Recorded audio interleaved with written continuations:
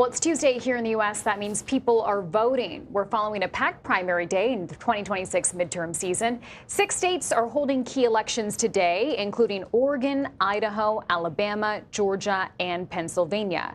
In Kentucky, all eyes there are on the 4th congressional district. That's where Republican Congressman Thomas Massie is facing a primary challenge from Trump-endorsed candidate Ed Galbraith.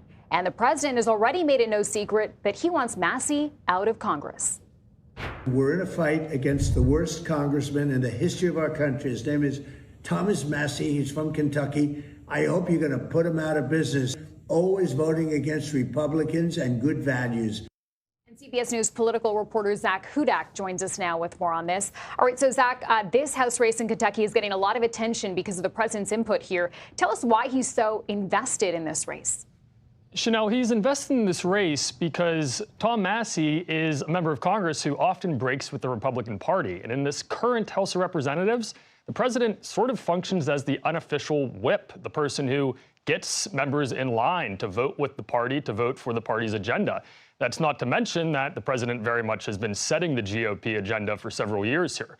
So this rift really goes back to 2020 when the president was trying to pass COVID legislation. And Massie, a libertarian who's often very concerned about overspending, was slowing that legislation down. I think that it's compounded over the years. Massie endorsed Ron DeSantis for president in 2024, and President Trump has been not shy about voicing how angry he was about DeSantis running and feeling betrayed about that. Even recently, Tom Massie worked together with a Democrat, with Ro Khanna of California, to push forth Epstein legislation at a time when the White House was still opposing the further release of those documents. So he's someone who's been a thorn in the president's side, but he does have a pitch that he's making to his voters in his district. Ed O'Keefe was there with him yesterday and asked him about it. Here's what he had to say. He knows I'm not a fool. He knows I'm tough, too. He calls me a tough cookie when we talk on the phone because he knows I don't crumble. I vote with the Republican 90% of the time, with the Republican Party in D.C. In the other 10% of the cases, I'm upholding the principles.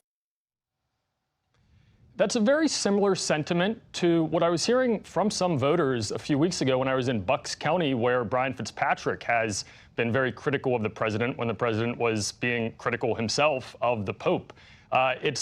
These battleground counties are places where sometimes voters like to have their member break from the party.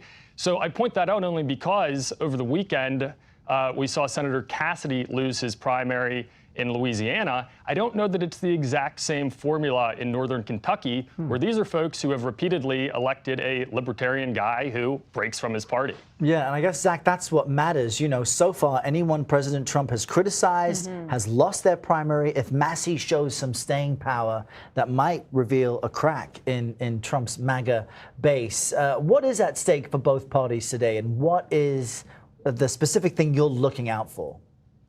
What I'm looking out for is just what you mentioned, how much of a hold President Trump has on these voters, but specifically in an election where he is not on the ballot. So we're watching closely Kentucky Senate. In that race, we have Congressman Andy Barr, who is President Trump's choice, facing off against David Cameron, who is the former Attorney General of the state. That is Mitch McConnell's former seat. So the result of that race will really determine if the Senate is being tugged a little bit to the left or a little bit to the right. The more MAGA choice is clearly Andy Barr there. And then in Georgia Senate, for the opportunity to face off against Senator John Ossoff, we're watching closely. Mike Collins is a very MAGA candidate. But then you have Derek Dooley, a former college football coach, who is backed by Brian Kemp, the current governor of the state, who is termed out. We're also watching really closely that race for Brian Kemp's current seat. In that race, you have Brad Raffensperger, the Secretary of State of the state. That's someone who has had issues with President Trump since 2020, and he's facing off against a Trump-aligned candidate. So we're watching all of those very closely to see if President Trump still has clout for these folks when he's not at the top of the ballot. All right, Zach Hudak, thank you. Thank you, Zach. We're also tracking some big races in Pennsylvania today, where at least one Democratic primary is drawing national attention. We've got CBS News congressional reporter Taurean Small there. He's in Montgomery County, Pennsylvania.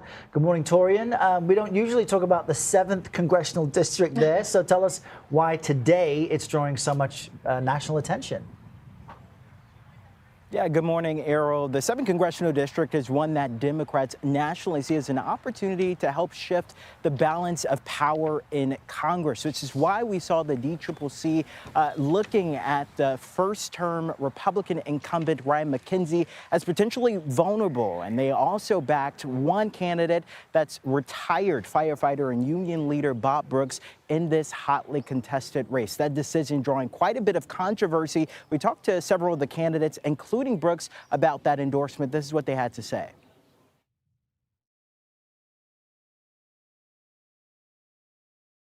The fact that they came with me was a huge boost and a huge help to me personally, and it really helped us, finish out this race and get to the finish line here on Tuesday.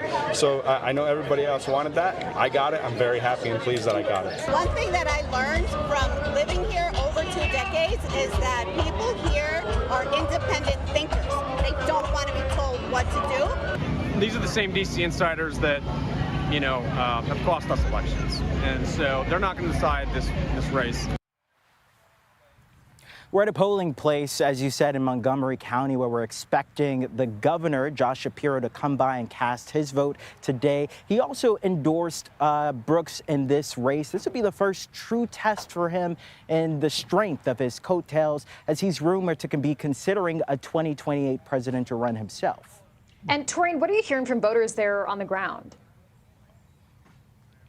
Yeah, so we talked to voters this weekend at the Festival on Hamilton event. It's one of the largest Latino gatherings in a largely Latino district. This was one that helped support President Trump's 2024 bid. We asked whether or not they believe the same sentiment exists today among Latino voters as they did back then. This is what they had to say to us. I hope people have woken up and seen kind of who is for them and who isn't. People are tired. He's not doing nothing for the American people. He's putting everything in his pockets. Gotcha. He's stealing from us, is what he's doing. What has he done for us since he came in? He didn't even lower the price of eggs. I think a lot of Latinos were kind of misled, and then once he got into office, they realized what he stood for, so we're expecting a total change. Governor Shapiro also weighed in on that presumed support or lingering support of Latino voters. He believes things have changed, and he thinks it'll work out in Democrats' favor, not just in November, but also in 2028. All right, he's staying optimistic. We'll see. Taurean Small, thank you.